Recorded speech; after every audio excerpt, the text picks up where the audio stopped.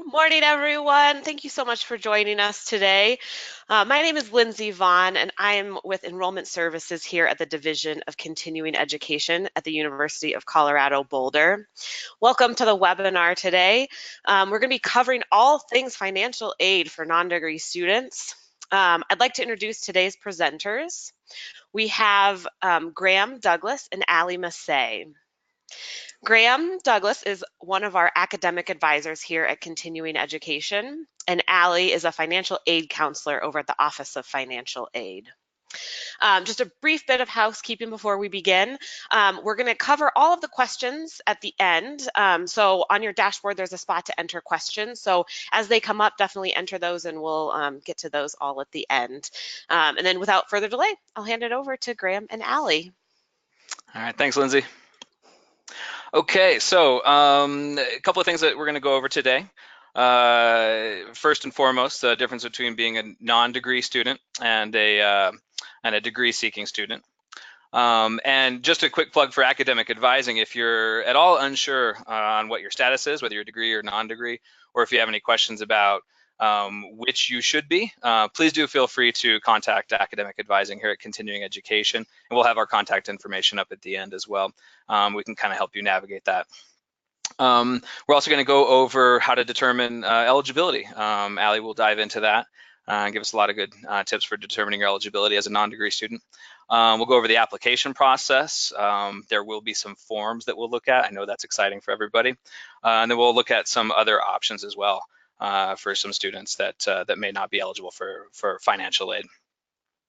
I guess first and foremost, you are a non-degree student if you have not been formally admitted to the university for a degree program. So you have not applied through the Office of Admission, you have not been admitted. That's essentially what a non-degree student is if you're taking courses through us in continuing education, not being formally admitted into a degree program. If you are in a situation where you've applied and you've been admitted to University of Colorado Boulder as a degree-seeking student, we do have resources for you as well. Please do feel free to contact the Office of Financial Aid. We've got some contact information up there, and we'll have some more contact information up at the end as well. So yeah, just the difference a little bit between your non-degree student or degree-seeking. All right, so we're going to talk about eligibility criteria as a non-degree seeking student. Not all non-degree students are eligible for federal financial aid. Those that are eligible are students taking at least 6 credit hours per semester of required prerequisite coursework for admission to a second undergraduate or a graduate program. So examples of students that are not eligible for non-degree aid would be someone who's taking classes to meet admission requirements for their first undergraduate program, or to raise their GPA for admission to a program, or taking credits to prepare for or like get back into school mode, or to transfer those credits to a future program. And so even if you are taking prerequisite courses, required prerequisite courses, you're not eligible for federal student aid if you're taking less than 6 credit hours, and that's just because of the type of aid that you're eligible for requires at least 6 credit hours of enrollment. So if you are eligible for non-degree aid, there are some eligibility requirements that you have to meet, and that is a 2.0 cumulative GPA. You must also complete 100% of your coursework, so no F, I, or W grades, which is why we discourage students from taking self-paced coursework as a non-degree seeking student. Even though you're given 6 months through continuing education to complete those courses, to be eligible for financial aid, you do have to complete the course within the term that you begin it. And there you get an I grade, an incomplete grade, posted after 40 days or something with that enrollment. So that can really hurt your financial aid eligibility in the next semester when we review it. There are also 3 consecutive terms of federal loan eligibility while you're a non-degree seeking student. That can be tricky as well, depending on how many prerequisites that you need to take, but you do have 3 consecutive terms. So that would be, summer, fall, spring, summer, however you do it, but 3 terms, that's the maximum. And you also cannot be concurrently enrolled in a degree-seeking program at another institution. So a good example of this would be someone who is a student at CSU and wants to take a course here at CU Boulder over the summer. That student would not be eligible for non-degree aid here at CU Boulder. So based on the eligibility criteria, you may be eligible, but what are you eligible for? And that is federal loan funding only. So you can receive subsidized and unsubsidized Stafford student loans only as a non-degree seeking student. The subsidized piece is need-based. So if you have financial need, you can receive the subsidized piece, which doesn't accrue interest while you're in school. You can receive up to $12,500 in loan funding per academic year if you're considered an independent, or $7,500 if you're considered a dependent, and that is determined by the FAFSA application, which we'll talk about a little bit more later. If you're considered a dependent student, your parent can also apply to receive a Parent Plus loan, which is another type of federal loan that's actually in the parent's name. And another tricky thing sometimes with non-degree students is that the federal lifetime loan limits do apply. And so for undergraduate students, you have a cap at how much federal loan funding you can receive. So it can be tricky if you've taken, an undergraduate program and maybe went to grad school and are now back taking prerequisites. You may have limited eligibility loan-wise.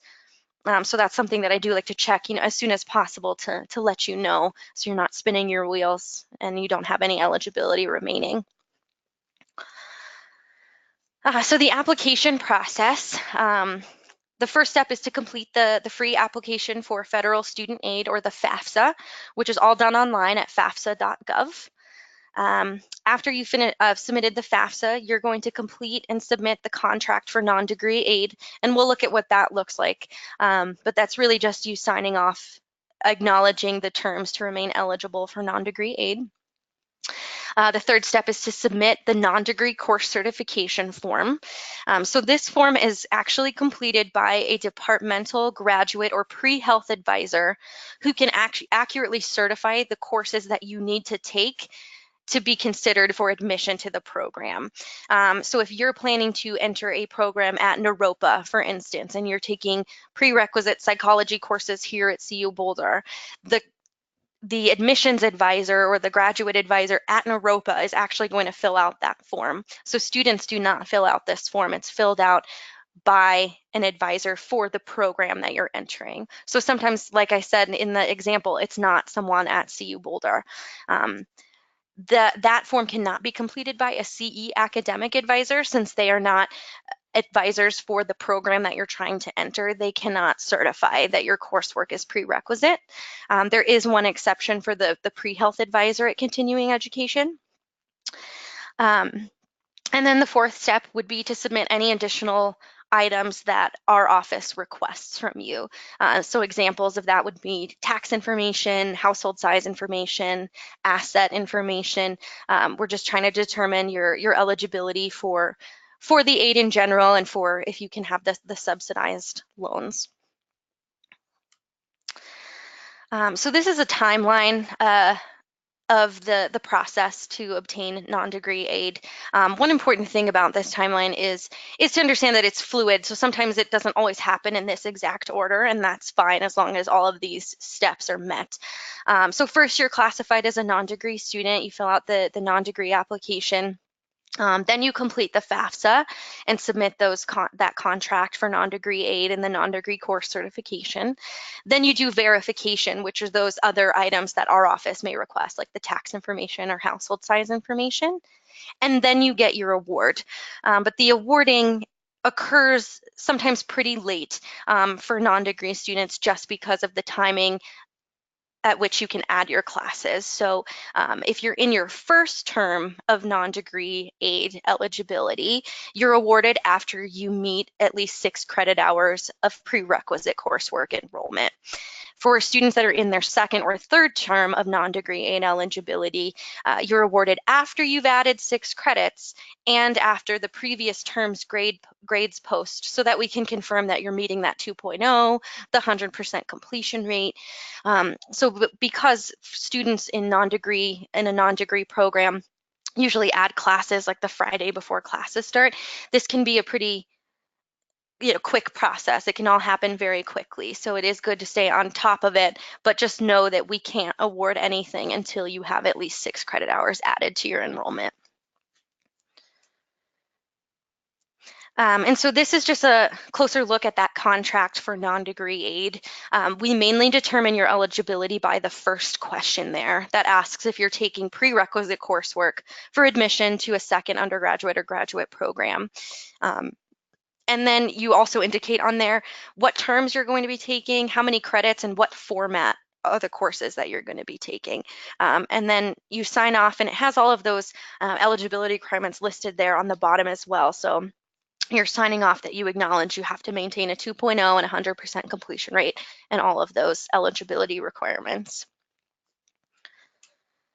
And this is the non-degree course certification form. So this is the one that students do not fill out aside from your name and student ID number. The rest of it is going to be filled out by an advisor for the program for which you are taking prerequisite coursework to enter.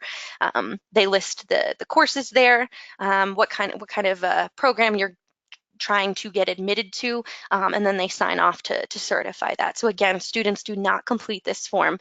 You're actually going to give that to the advisor for the program you're trying to admit to. So some other funding options, whether you're eligible for federal student loans or not as a non-degree student, you can pursue private student loans. That would be through a bank or a credit union. And we do have a resource called Fast Choice on our website that you can go in there and you can filter the loans for loans that are available if you're not seeking a degree. There's some private lenders that will not lend to non-degree seeking students, but there are a handful that will. So it's important that you ask that question if you're pursuing a private loan.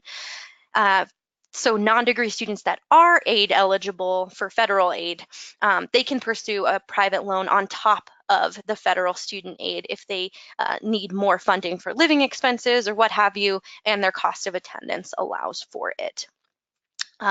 Another option is the non-traditional student scholarship that is awarded by continuing education. And if you're interested in hearing more about that, you can contact continuing education to discuss their application and requirements for that scholarship. And then the final option is a payment plan through the continuing education bursar's office. So you're encouraged to contact their office to set up a payment plan for this semester, and you can do that whether you are eligible for federal aid or not.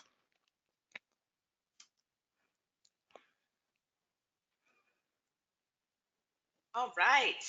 Thank you so much, Allie. We'll jump back in here with some of the frequently asked questions.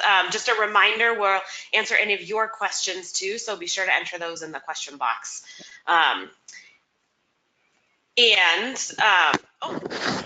Can you hear me now? Okay, so we'll be sure to enter any questions in your question box, but first we'll go ahead and answer some of these. So first one, why are students seeking their first undergraduate degree not eligible for financial aid? That is a great question. The reason for that is that our admissions office will admit students that have course deficiencies. So if you're not admitted through admissions, it's usually because you're not meeting the GPA requirements, something other than coursework. And so if you're not meeting the GPA, that makes you ineligible for federal student aid and non-degree aid. Okay, awesome. And then how long does the entire timeline take to be considered for financial aid? So that's also a good question. It really depends on the student and how quickly they're submitting those items that we ask for. But I would say a student that is, diligent in submitting things as soon as they're asked for them, I would say it could take 2 to 3 weeks is like the shortest it could go, just because of FAFSA having to be processed and processing in our office, and then the loans being awarded. But again, we can't award anything until students are enrolled in at least 6 credit hours of coursework. So that delays the processing a little bit. Yeah. So best case scenario, how far in advance should a student start the process? I would say as soon as you are you've applied and you're admitted as a non-degree seeking student with continuing education, you can start this process just to make sure that if you're not eligible, we have time to figure out private loans or whatever it be, because that process can take quite a while as well. That makes sense. Okay. And then just to clarify, does the format of the course impact eligibility? We offer online classes, evening classes, main campus, a lot of different Yes. options. So I already touched on the self-paced courses and how those can impact your eligibility because of the I grade that's replaced or that's put in in our system after like 40 days of being enrolled in that class. So if that class is not finished by the end of the semester, that could make you ineligible in a future term.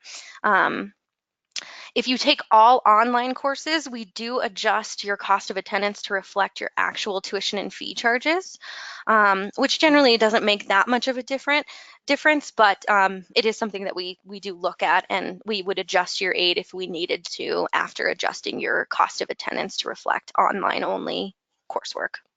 Okay. Awesome. Thanks so much. Okay, so we do have a question from the audience.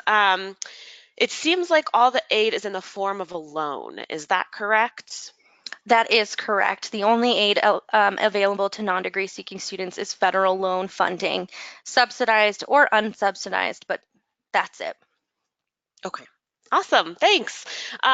If you guys have more questions, definitely type them in the next few minutes. But Allie, go ahead and put that contact information Oh, up sure. there so we can see that. So these are all. This is a good way to get in touch with Allie, and then also with an academic advisor. Absolutely. And it's, kind of a good thing to keep in mind that the earlier you start, the better, particularly with, the fall semester starting here really soon. Tomorrow is August, right? So, Comes up quick. yeah, it does. Sure does. All right. Well, thank you everyone for joining us to learn more about the financial aid options. Thank you again to Allie and to Graham. And I just wanted to say we do have a webinar next week. So if you're kind of at the beginning of this journey, it's about how to apply as a non-degree student. So if you have questions about that process, be sure to join us next Tuesday, August 16th at 10 a.m. And you can find more information about it at that website there. It's ce.colorado.edu/events. Well, thanks again, everyone. Have a great day. Thanks a lot. Thank you.